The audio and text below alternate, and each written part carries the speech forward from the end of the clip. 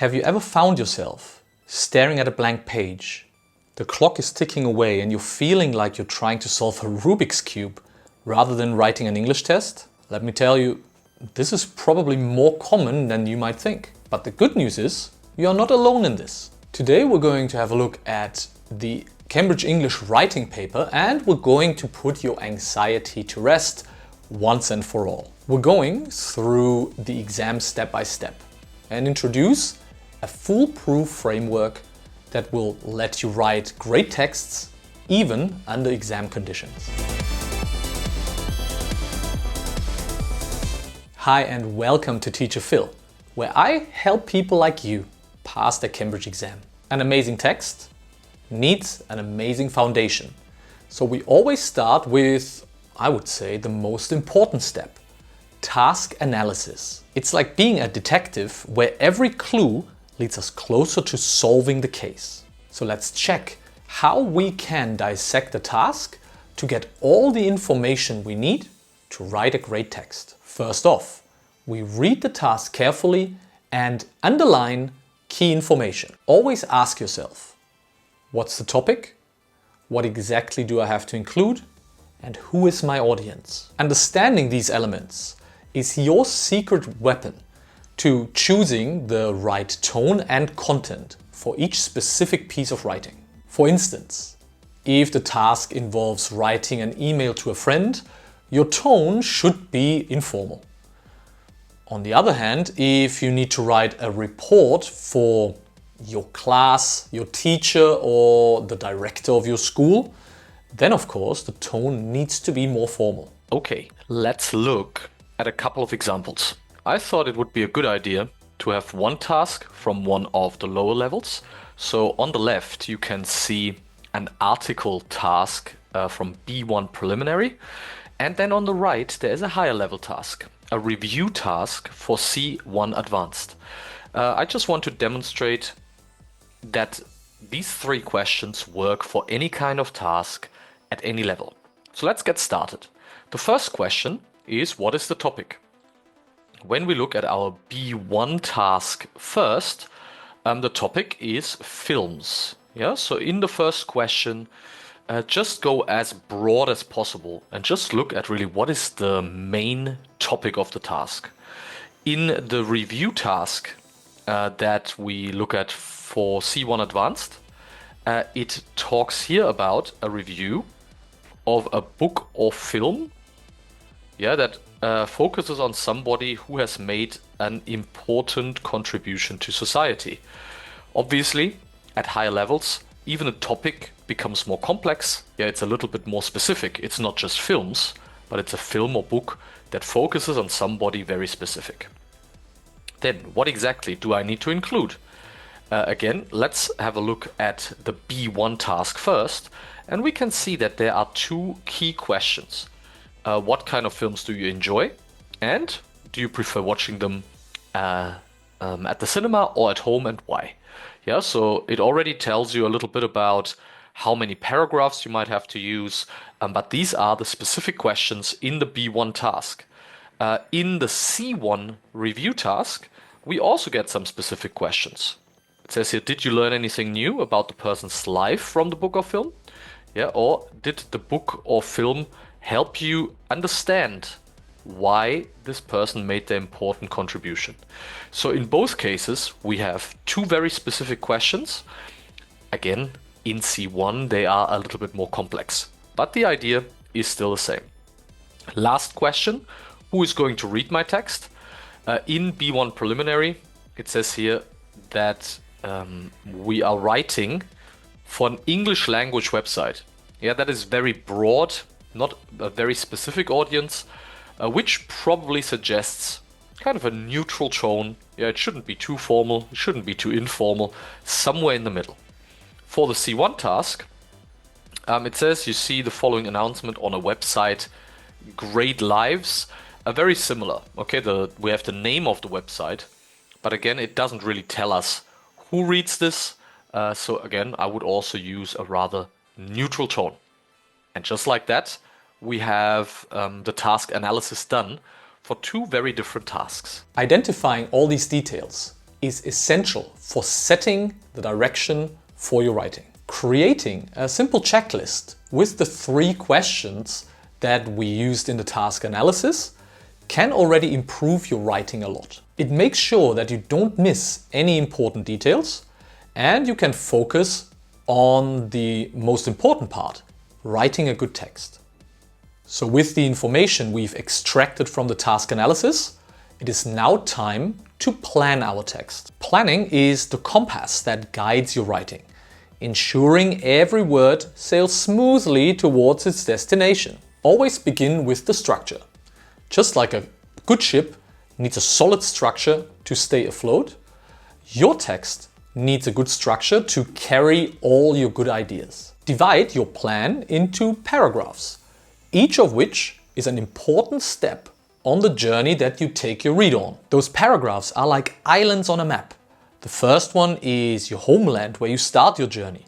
From there you sail to different islands, and on each one you find another idea for your text until you anchor at the last one, where you end your essay, email, report, story, or whichever task you choose to tackle. But only knowing the ideas is not enough. You want to look for treasure on each island. Those are the reasons and examples that bring your ideas to life. Take a maximum of 3 to 5 minutes. Note down the paragraph structure, put your main ideas in the different paragraphs, and add some reasons and examples to each idea. And that's it. Here we are back with our 2 examples from earlier, the article task for B1 preliminary, as well as the review task for C1 advanced. As you can see, I've already created a plan for each task. For B1 preliminary, I want to start with a title. This is just an idea. And you can, of course, you could choose a different title here. And then in paragraph 2 and 3, I want to answer the specific questions. Or I should say in the first 2 real paragraphs. First, I want to talk about the kind of film I enjoy. And here you can see I wrote down that many people like, for example, romance or comedy, but that I like drama and adventure, for example, Indiana Jones. And then I want to talk about how I prefer watching these kinds of films. I prefer the cinema because of the big screen, the sound, popcorn, cola.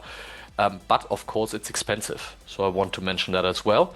And then the last sentence should be your final sentence, where I might ask for a comment, because it is an article for a website, and I want to make some kind of joke, perhaps about the cinema being so expensive, so I could ask people to send me money or something like that.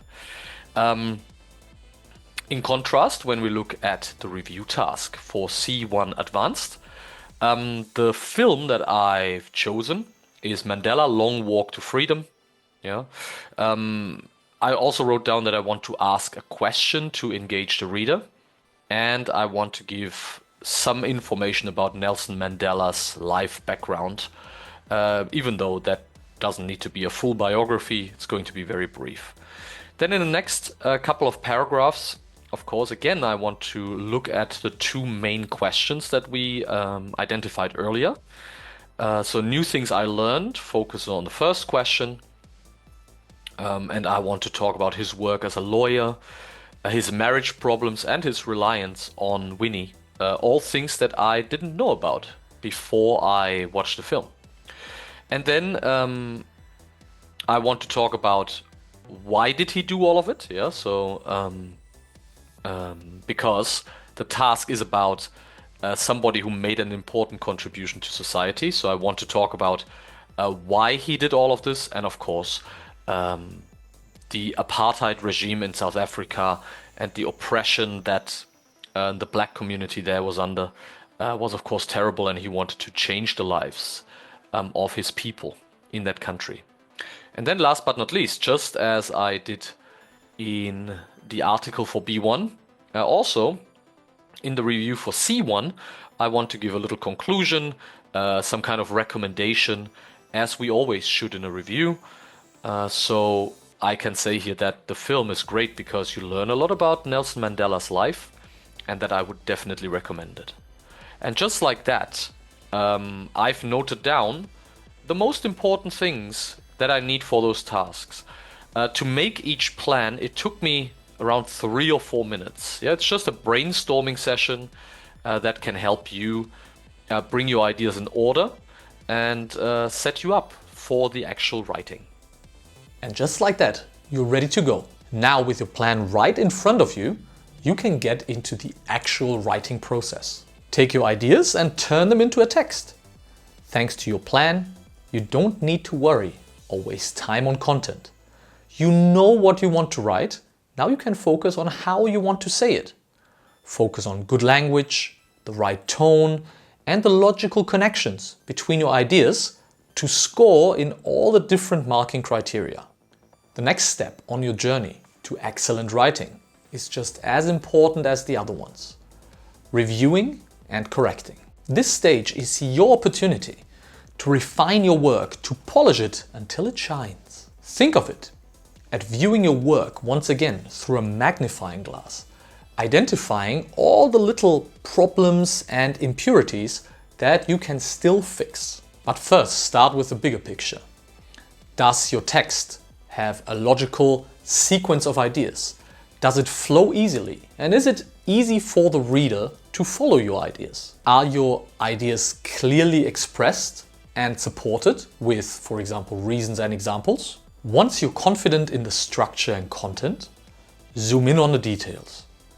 Check for spelling mistakes, grammatical errors, and punctuation. These might seem small, but they are crucial for your reader and the examiner. Also, consider your tone and style of writing. Is it appropriate for the task, and is it consistent throughout your whole text? Making adjustments here can increase the level of engagement of your reader. So you can see, reviewing and correcting is not just about fixing a couple of mistakes. It's really what takes your writing from really good to excellent. The next step, of course, is to start practicing. One way is to get in touch with me. You can book your first meeting completely for free, and we can talk about your goals and your needs and how I can help you achieve them. Just click the first link in the description box below, or you can get started with, for example, this writing task here, and I will see you over there in a moment.